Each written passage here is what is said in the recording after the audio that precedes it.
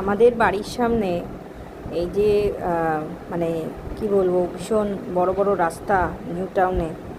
তো সেখানে এই বাচ্চাটার বাইক অ্যাক্সিডেন্ট হয় এবং বাইক অ্যাক্সিডেন্টের পরে আমাকে খবর দেওয়া হয় এবং আমি যতটা পেরেছি তাড়াতাড়ি গিয়ে চেষ্টা করছিলাম বাচ্চাটাকে যদি কোনো রকম হেল্প করা যায়।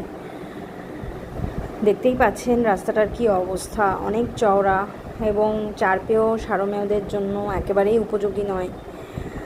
তো আমার মানে মানে কিছু করার নেই আমার, মানে আমি ওকে কিভাবে কি সাহায্য করব, কি করব কিছুই বুঝতে পারছিলাম না। ও ব্যথায় কাতরাচ্ছিল, ওর এতটাই ব্যথা লেগেছিল ওকে ধরতেও ভীষণ ভয় লাগছিল এবং ওকে ওই রাস্তা থেকে তুলে এই রাস্তার ফুটপাতে সাইড করি এবং ফাইনালি ওর জন্য ওষুধও আনতে যাই, ওষুধ নিয়েও আসি, ইঞ্জেকশান যেগুলো মানে লাইফ সেভার ইঞ্জেকশানসগুলো নিয়ে আসি, বাট তার আগেই ও মারা যায়।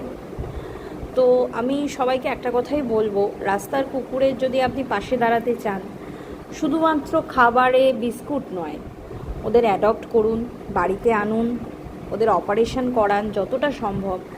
তাহলে কিন্তু ওদের এরকম পাপিস দেওয়াটা বন্ধ হবে, ওরা রাস্তায় ওদের মৃত্যুর প্রবাবিলিটি কমবে।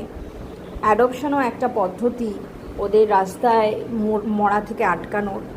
ওরা কিন্তু অন্যান্য সব ব্রিডের মতোই খুবই ভালো, মানুষ ভালোবাসে, ঘরের রীতিনীতি মেনেই থাকতে পারে। তো ওদের বড় কষ্ট হয় রাস্তাটা একেবারেই ওদের উপযোগী না, পারলে ওদের অ্যাডপশন করবে। টাটা।